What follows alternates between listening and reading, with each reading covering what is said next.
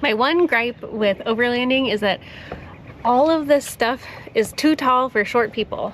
We are going to do skids and sliders and then potentially the compressor as well. So we need to put the back plate on first. This is the one for the transfer case, right? Yep. And then we will do the front one second. Why don't you get under there and I'll hand that to you. Okay. And then we'll bolt everything up. Okay. Sounds good.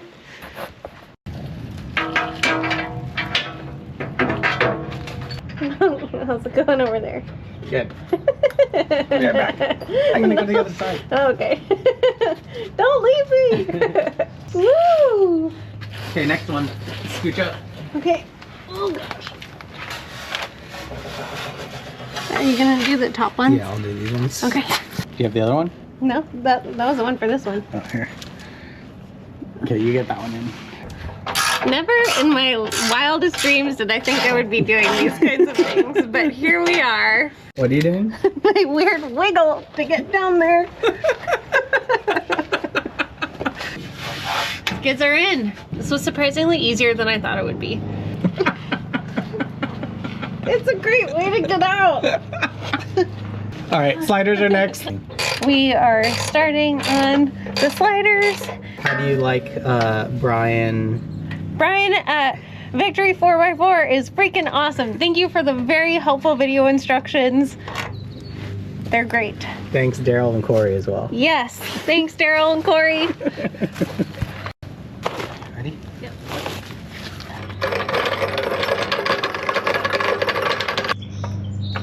All right, Rach went to go pick up her dad from the airport. So while I wait for them to get back so that we can finish the sliders, I'm gonna install this door MOLLE plate. It's gonna be perfect for strapping some BROG pouches, general GP pouches.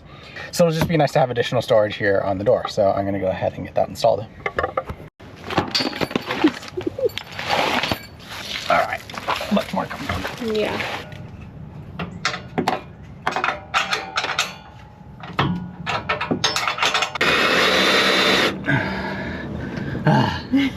Are your arms tired? My arms are dead.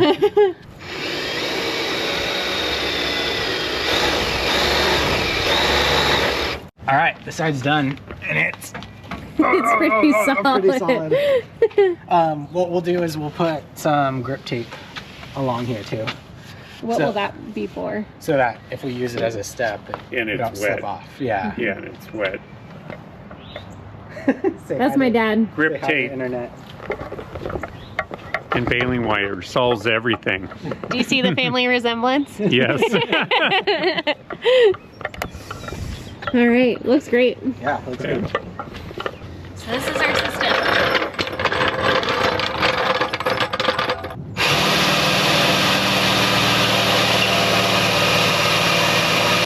All right, cover your ears.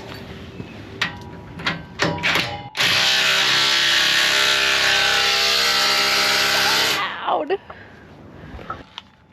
Good. Yeah, all done. Yay! Okay. Feels solid. It's not going anywhere. Yeah, I don't think it's Nice going job, anywhere. Eric. Thanks. You did it. So we are going to be spending a decent chunk of our time today working on the compressor. So we have an upgraded compressor from what we had last time in the Taco. So this is an ARB compressor. What we're going to be doing is installing the wiring and making sure that everything works. So we got to test it first before we actually then hide the wires behind this trim piece. Should be a good day. Okay, so since we are mounting the ARB compressor on the opposite side of the engine compartment from all of our electrical panel, we had to extend and modify the wiring harness that came with the ARB compressor. We had to extend the power cables for each of the two motors that are in the compressor, and then we also had to extend the ground cable. So cut the purple cable, inserted a diode in line, and then extended it with this power cable. Nice. So this is going to get wired into the switch pros to turn on and off the compressor, and then the motors are going to be powered by these cables here. Nice. And then we also have this beautiful Victory 4x4 air compressor mount down here too. All right, so we're gonna twist. We're gonna use the twist. Making Eric so thrilled right now. Crazy right now. So we took the safety hub 150 cover off, and we're gonna wire the compressor into this, the compressor motors into this, and then the switch is gonna get wired in the switch pros. Okay. So you can see here that there's regular fuse spots on this side, but then there's bigger fuses over here, and we each have a 40 amp fuse in each of these, right? One way that we know that will be good enough is because on the actual compressor original wiring harness, it came with this, and we just cut this off. But if you look in here, there's a 40 amp fuse. Take our power wires. Let's go ahead and, before we do that, let's go ahead and disengage the power here. Okay. So that's what this breaker is for. So if we press that, now there's no longer power running through this. Okay. Okay, and then we have our negative here. So I'm thinking back to the conversation that we had when we first installed the Switch Pros about this being like kind of the center control unit for all the electrical things. And now I'm really starting to have a good appreciation for why we do this, because it just makes everything so much cleaner, it's safer, it's all like very easy to access. Just makes a lot more sense to me now. So the compressor did not turn on when we tested it out just now. So we're gonna have to do a little bit of troubleshooting. Any initial thoughts? Nope. All right.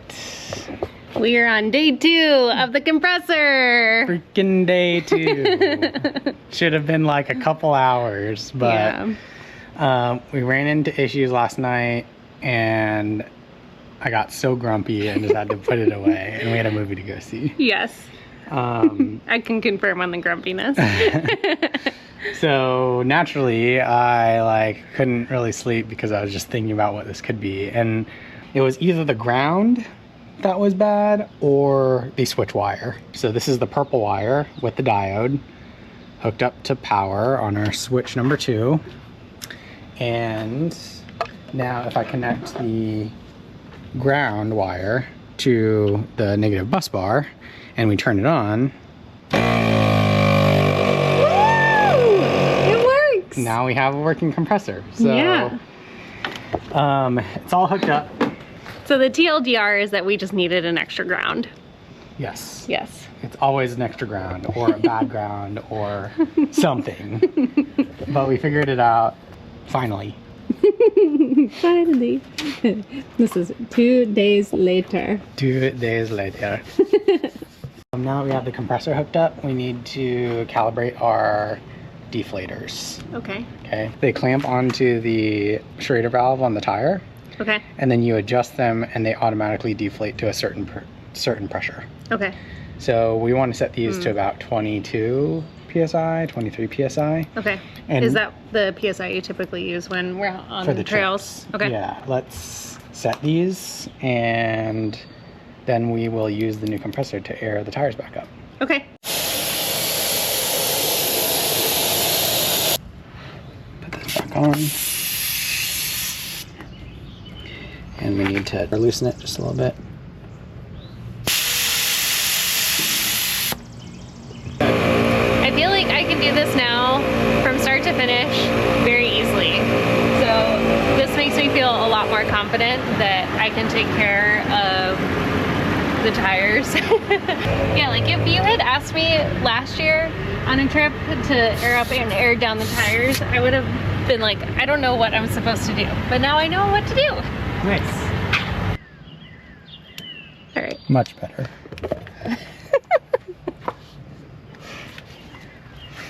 Doesn't have to be perfection. It does. It does have to be perfection? Yes. This is our truck. It's supposed to last a long ass time. It is. But it's okay if the sticker is off by a millimeter. No, because I have to stare at this for the rest of my life.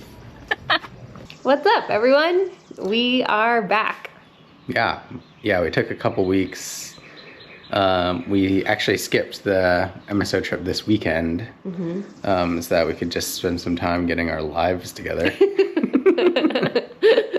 But today what we're gonna do is we're gonna install the roof rack. I know we are doing a roof rack in part so that we can have some additional lighting all around the truck. How many holes are we gonna be drilling this time? 8. Oh geez, okay. Yeah, 8. Let me show you around what I did on the rack to get us all set up. And then what we have to do is remove some trim pieces from the truck and clean it because it's pretty dirty. Okay. So the rack is upside down right now. Everything that I've done so far is just laid out the cross members. Those are pretty much tightened because they're square now on the floor. But the front wind fairing and the rear wind fairing are still loose. The feet here are also still loose. We can move them around, and that's going to be important because... So those are the holes that we're going to drill? These are the holes that we're going to drill, Gotcha. exactly. Okay. Yeah. One thing that you'll notice is just some of the wiring that's around here. So we have these area lights that we got from Victory as well. So this wire is going to get run down the passenger side pillar with a wire loom hider. That's going to plug in right here underneath the wind fairing. And then we have a splitter that carries power to the driver's side and up the passenger side as well. So is that going to be connected to the switch pros? It is. Okay, yes. gotcha. The Victory set comes with this this trim piece here, and the trim is meant to sit along the roof line right above the windshield. Is that for aerodynamics? Yeah, just to create a seal and like get the air to go over it. But we do need to install some paint protection film that's going to go on the roof right here just to protect it a little bit more. Hello. Hello from the top of the truck. All right, so what we have to do is, see this trim right here? Yeah. So the trim needs to come out. So lift up the back piece a little bit and then pull the front piece out from under. Yeah, Got it. Okay. Okay, so you're taking this all yeah, off? just pull it all off. Okay. Okay, so we just cleaned off the top of the truck. And now what are we doing? We have clear vinyl, clear paint protection film. So we're just gonna put this straight across the front of the truck and get it all adhered and looking nice, and then move on to drilling the holes. Sounds good.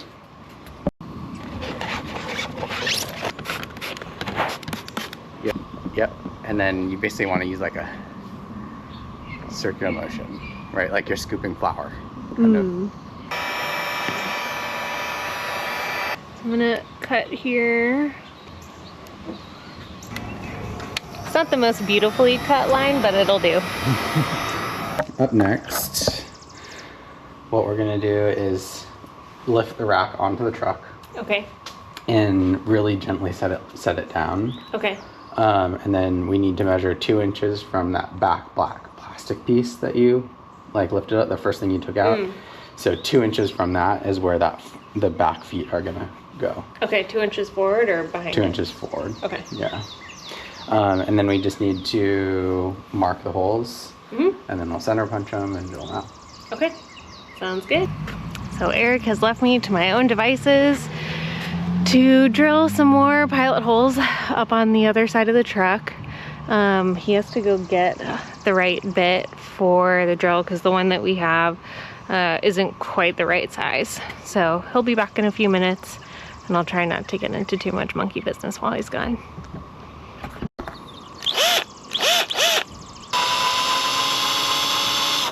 Okay, Eric made it back. We are just wrapping up with the last 2 holes for the roof rack. So we're almost there. Went from a 1/8 to a 1/4 to a 7/32 because we're using M8 bolts and M8 rivets. Yeah, but they're just a little bit bigger to give us a little bit more strength. And now we need to put them in, put the rivets in. So what we're gonna do is we're gonna take some RTV and go inside the holes and around the holes, and then we'll rivet, and then we'll put more in when the rack goes on. Okay. Are we gonna paint the holes too? Oh yeah, I painted 2 of them. You can paint the ones on your side if you want. Okay, just to prevent rust. Yeah. Okay, I will do that. Okay. Let's tighten it down all the way.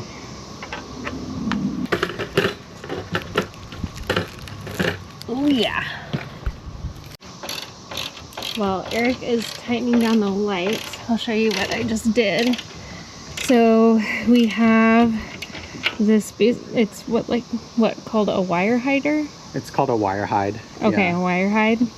So you can see like there's a little bit of a profile here, but we just put some adhesive on the back of it, and so we're gonna run the wires up to the lights through here, and it'll connect up here.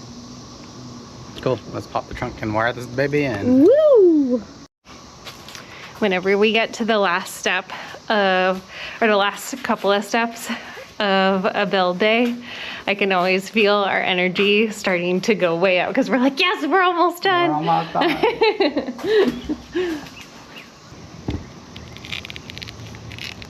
You know what I think we deserve? Some ice cream at the end of today. Boom! Ta-da! Nice and hidden. Yeah, that's great. All right, moment of truth. Ready? Yeah, let's give it a go. Okay, so it's hooked up to number 4.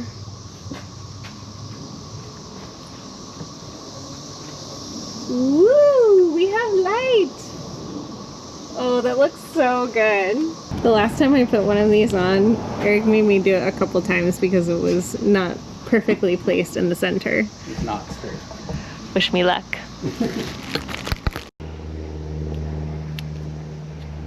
Okay, whew. Nice. That's pretty centered. Yeah. Okay. No, that's Excellent. nice. That looks good. Good job.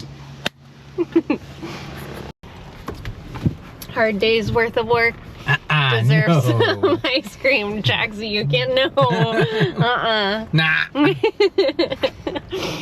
Yeah. Well deserved after a build day. Yep. No. Cheers. Cheers.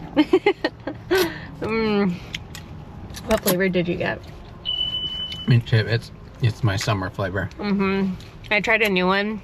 It's key lime pie, and it's delicious. Excuse me. All right. We'll see you guys later. Bye.